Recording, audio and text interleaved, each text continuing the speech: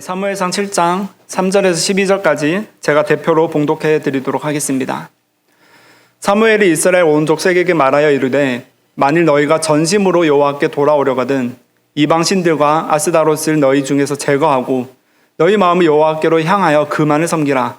그리하면 너희를 블레셋 사람의 손에서 건져내시리라. 이에 이스라엘 자손이 바알들과 아스다롯을 제거하고 여호와만 섬기니라. 사무엘이 이르되 온 이스라엘은 미스바로 모이라. 내가 너희를 위하여 여호와께 기도하리라 하매 그들이 미스바에 모여 물을 길어 여호와 앞에 붓고 그날 종일 금식하고 거기에서 이르되 우리가 여호와께 범죄하였나이다 하니라. 사무엘이 미스바에서 이스라엘 자손을 다스리니라. 이스라엘 자손이 미스바에 모였다 함을 블레셋 사람들이 듣고 그들의 방백들이 이스라엘을 치러 올라온지라. 이스라엘 자손들이 듣고 블레셋 사람들을 두려워하여 이스라엘 자손이 사무엘에게 이르되 당신은 우리를 위하여 우리 하나님 여호와께 쉬지 말고 부르짖어 우리를 블레셋 사람들의 손에서 구원하시게 하소서 하니 사무엘이 젖 먹는 어린 양 하나를 가져다가 온전한 번제를 여호와께 드리고 이스라엘을 위하여 여호와께 부르짖음에 여호와께서 응답하셨더라. 사무엘이 번제를 드릴 때에 블레셋 사람이 이스라엘과 싸우려고 가까이 오매 그날에 여호와께서 블레셋 사람에게 큰 우레를 발하여 그들을 어지럽게 하시니 그들이 이스라엘 앞에 패한지라. 이스라엘 사람들이 미스바에서 나가서 블레셋 사람들을 추격하여 벳갈 아래에 이르기까지 쳤더라. 사무엘이 돌을 취하여 미스바와 센 사이에 세워 이르되 여호와께서 여기까지 우리를 도우셨다 하고 그 이름을 에베네셀이라 하니라. 아멘.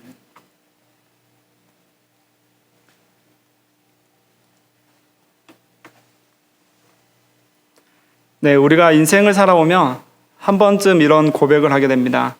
지금까지 모든 것이 하나님의 은혜였습니다. 하나님의 은혜로 지금 제가 여기에 서 있습니다. 라는 고백을 하게 되죠. 이 고백은 사도 바울이 고린도전서 15장 10절에서 한 말씀을 떠올리게 하는데요. 그러나 나의 다 된 것은 하나님의 은혜로 된 것이니 라는 고백을 했어요.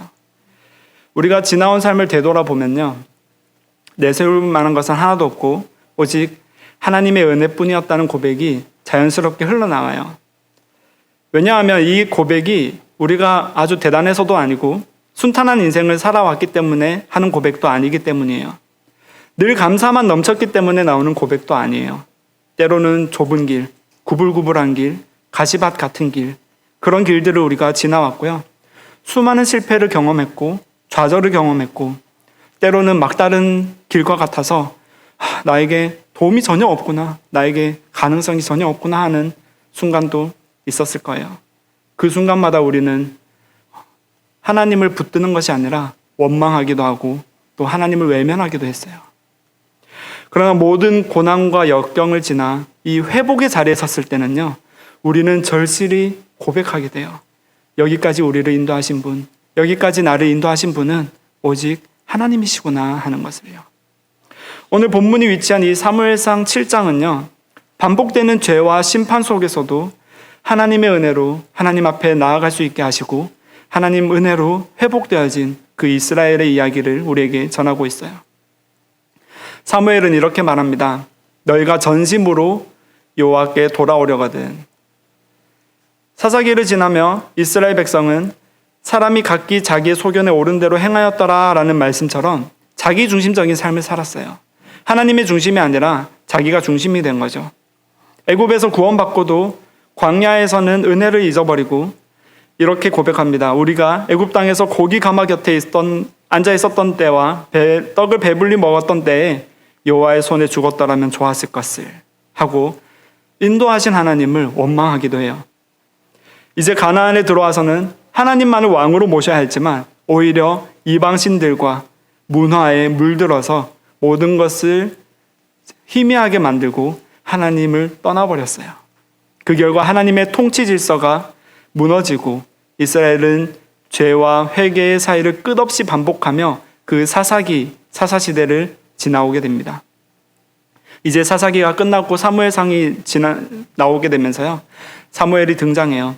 이후 사울과 다윗과 솔로몬으로 이어지는 왕정시대의 길목에서 이 본문을 우리가 바라보고 있다는 거죠. 하나님은 이스라엘의 역사서들을 통해서 이스라엘의 역사를 통해서 우리가 하나님의 뜻을 배우기 원해요. 그 역사를 통해서 그 역사를 그대로 똑같이 하라는 것이 아니라 그 안에 있는 하나님의 뜻, 그 안에 있는 하나님과 우리의 관계를 배우기 원하세요.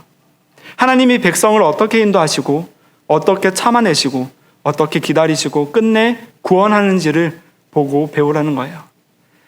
패배하고 여전히 하나님을 배신하는 이 백성을 끝까지 붙드셔서요, 결국은 그 회개의 자리로 이끌어 가시는 그 하나님의 긍휼과 하나님의 사랑이 이 역사서에 담겨 있다는 거예요.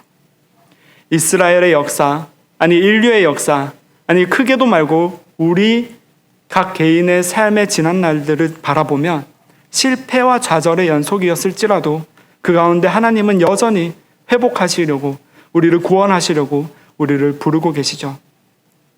오늘 본문은 이렇게 이야기합니다.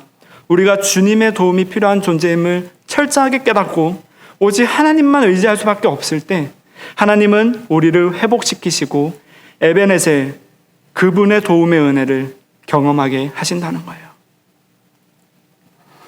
그 당시 이스라엘의 영적 상태는 매우 타락해 있었어요. 그들은 하나님을 떠났고 우상을 숭배했으며 하나님을 경외하지 않았어요. 사무엘상 4장에서 그들은 하나님의 임재의 상징인 언약궤를 전쟁에 이용하려고 했어요. 4장 3절 이렇게 이야기합니다. 여호와의 언약궤를 실로에서 우리에게로 가져다가 우리 중에 있게 하여 그것으로 우리를 우리 원수들의 손에서 구원하게 하자. 그들은 궤만 있기만 한다면, 언약궤만 있기만 한다면 이길 수 있을 거라고 착각했지만 그 결과는 참담한 패배였어요. 그들이 진짜 잃은 것은, 그들이 진짜 패한 것은 전쟁뿐만이 아니에요. 하나님과의 관계에서 모든 것이 패배되었습니다. 이는 하나님을 존재가 아닌 우리가 사랑하는 이로서 우리가 하나님을 바라보는 것이 아니라 하나님을 수단으로서 하나님의 능력만을 바라보며 대하는 잘못된 신앙이었던 거예요.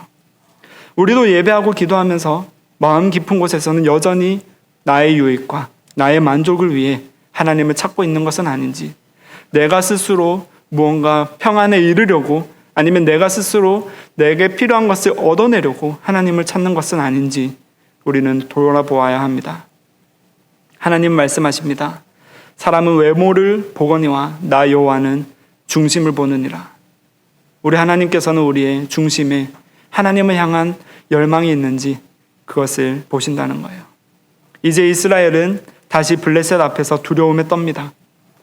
하지만 이번에는 예전과 다른 반응을 보여요. 이제 사무엘에게 찾아가서 회개함으로 주여 우리를 용서하여 주셔서 회개함으로 나아가고 또 사무엘에게 이렇게 이야기하죠. 당신은 우리를 위하여 우리 여호와 하나님께 쉬지 말고 부르짖어. 이제 그들은 자신의 무능함을 인정할 수밖에 없는 상태가 되었어요. 그리고 이제 사무엘을 통해서 하나님께 매달려요. 연약한 자로서, 가난한 심령을 가진 자로서 고난과 실패 속에서 하나님만을 바라보며 나아가요. 이 두려움 가운데 우리는 우리의 본 모습을 깨닫게 되고요. 하나님 앞에 진심으로 나아갈 수밖에 없게 되어요. 하나님, 제 힘으로는 감당할 수 없어요. 하나님, 저는 할 수 없는데 하나님만이 할 수 있습니다. 시편 34편 18절에 이렇게 고백합니다. 여호와는 마음이 상한 자를 가까이 하시고 충심으로 통회하는 자를 구원하시는도다. 영혼 깊은 곳에서 통회하는 자를 구원하신다는 거예요. 하나님은 우리가 가장 낮은 자리, 가장 무너진 순간에서 그 하나님의 뜻을 따라 하나님께서 일하시기 시작해요. 사무엘은 이렇게 말하죠. 이방 신들과 아스다롯을 너희 중에서 제거하고 너희 마음을 여호와께로 향하여 그만을 섬기라. 오직 하나님만을 섬기라는 거예요. 단순한 감정적 반응으로 감정에 우러나오는 이 회개로 끝나는 것이 아니라 그냥 눈물 흘리고 땡 하는 그렇게 회개가 끝나는 것이 아니라 삶에 우리가 바라보고 있는 우상, 내가 바라보고 내가 붙들고자 하는 것들을 실제로 제거하며 이 회개의 열매를 맺기 시작하라는 거예요. 회개는요, 감정의 변화가 아니라 우리 인생과 우리 존재의 방향의 전환이에요. 돌아서야 할 것은 눈물만이 아니라 우리 삶의 방향이라는 거예요. 하나님을 떠났던 자리에 돌아가서 그것에서 돌아서서 이제 하나님께 나아가는 것, 그것이 회개의 본질이에요. 회개는 단순한 감정의 전환으로 끝나지 않습니다. 우리 인생의 방향이 바뀌고요. 목표가 바뀌고요. 걸어가는 길이 변화돼요. 삶의 목적과 중심이 이제 내 뜻에서, 내 인생에서 하나님의 뜻과 하나님의 인생으로 전환되는 거예요. 이것이 회개입니다. 그 회개의 자리에서 사무엘은 주님께 나아가죠. 사무엘이 젖먹는 어린 양 하나를 가져다가 온전한 번제를 여호와께 드리고, 사무엘의 번제와 중보 기도는 하나님을 향한 진심 어린 회개의 표현이요 사랑의 고백입니다. 하나님께서 응답하셨습니다. 여호와께서 블레셋 사람에게 큰 우레를 바라여 그들을 어지럽게 하시니 그들이 이스라엘 앞에 패한지라. 이 승리는요, 군사적 숫자나 전략으로 되어진 승리가 아닙니다. 기도와 회개, 그리고 오직 하나님의 은혜로 이루어진 승리예요. 하나님은 그들의 기도를 들으셨어요. 가난한 심령으로 하나님만을 의지하며 나아가는 자를 하나님은 결코 잊지 않으시겠다 우리에게 알려주고 계시는 거죠. 내가 너와 함께 하겠다. 아가서는 이렇게 고백합니다. 나의 사랑하는 자가 내게 말하 이르기를 나의 사랑 내 어여쁜 자야 일어나서 나와 함께 가자. 예수님께서 말씀하세요. 수고하고 무거운 짐진 자들아 다 내게로 오라. 내가 너희를 쉬게 하리라. 나는 마음이 온유하고 겸손하니 나의 멍에를 메고 내게 배우라. 그리하면 너희 마음이 쉼을 얻으리니 이는 내 멍에는 쉽고 내 짐은 가벼움이라 하시니라. 내가 너를 위해서 모든 것을 다 하였으니 이제 내게 와서 쉬어라.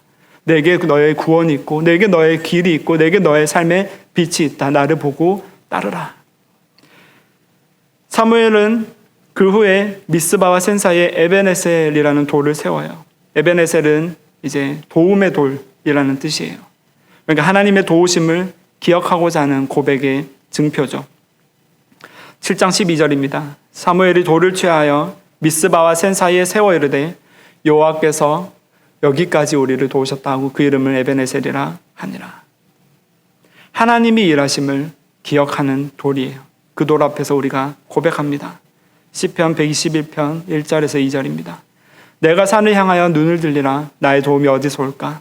나의 도움은 천지를 지으신 여호와에게서로다. 우리는 여전히 무너지고 하나님을 외면하고 우상을 섬기며 자기 만족과 평안을 위해 살아가지만 그럼에도 불구하고 우리가 하나님 앞에 엎드리기만 한다면, 겸손히 나아가기만 한다면 하나님은 반드시 우리를 도우실 겁니다. 사무엘상 4장에서 이스라엘이 참담하게 패배했던 바로 그 장소에서 하나님은 역전의 승리를 이루셨어요. 패배의 자리가 승리의 상징으로 바뀌었어요. 하나님은 우리가 실패한 그 자리에서 승리하길 원하시는데요.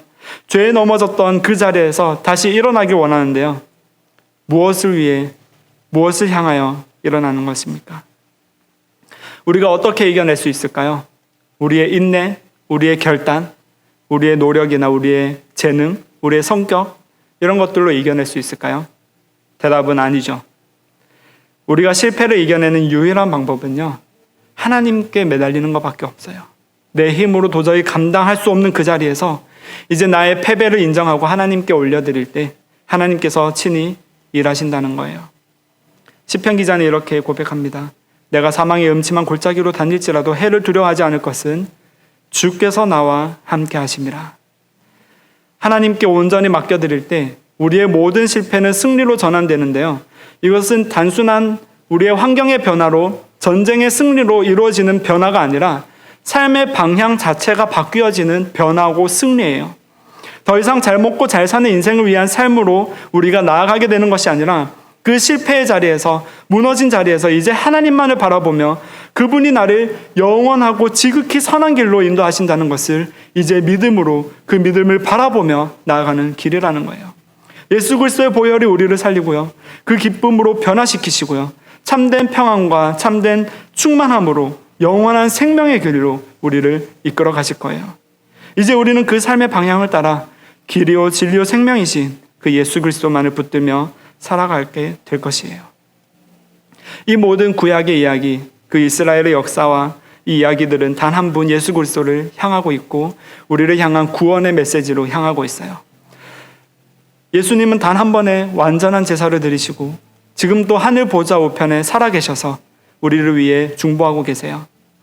우리가 실패와 두려움 가운데 부르짖을 때 하나님은 우리에게 에베네셀, 도움의 돌이 되어주신다는 거예요. 히브리서 4장 16절 이렇게 권면하죠. 그러므로 우리는 긍휼하심을 받고 때를 따라 돕는 은혜를 얻기 위하여 그 은혜의 보좌 앞에 담대히 나아갈 것이라. 우리는 더 이상 제사장이나 사무엘이나 지성소에 의지하는 것이 아니에요. 이제 지성소의 회장이 찢어졌고 예수님이 단번에 십자가에서 그 몸을 드렸기에 우리는 이제 담대히 하나님 앞에 나아갈 수 있는 자가 되었어요. 우리는 때로 실패합니다. 하나님을 외면하기도 하고 하나님의 뜻이 도무지 이해되지 않을 때도 있어요. 심지어 내가 믿는 것이 과연 무엇을 믿는 것인지, 내가 하나님을 믿는 것은 맞는 것인지 헷갈릴 때도 있어요. 삶의 의미를 잃어버릴 때도 있고요. 죽고 싶을 만큼 괴로울 때도 있고요. 두려움에 주저앉아서 흐느끼고 있을 때조차 하나님 여전히 우리를 기다리고 계세요. 사랑하는 아들아, 사랑하는 내 딸아, 여기로 나아오라. 예수 그리스도의 이름으로 나아오기를, 그분께 부르짖으기를, 회개와 간구의 기도로 나아오기를 하나님이 기다리고 계세요. 에베네셀을 기억하길 원합니다. 지금까지 우리를 도우신 그 하나님의 은혜를 우리가 기억하는 거예요. 그 기억하는 것이 이제 앞으로의 삶의 방향이에요. 두려움과 실패에 묶여 사는 인생이 아니라 이제는 진리 안에서 자유하면서 앞으로 영원한 생명 대신 우리와 영원히 교제하실 그 생명 앞으로 나아가는 거예요. 하나님 앞에서 나를 완전히 황복하고 내 모습을 온전히 내어드릴 때 하나님께서는 저와 여러분을 또 우리 교회 공동체를 주님의 길로 인도하실 거예요. 교회의 머리 되신 예수 그리스도께서 그분의 몸된 교회를 구원의 길로 이끄시고 참된 평안을 허락하실 것입니다. 이 시간 우리 함께 마음으로 이렇게 고백하기 원하는데요.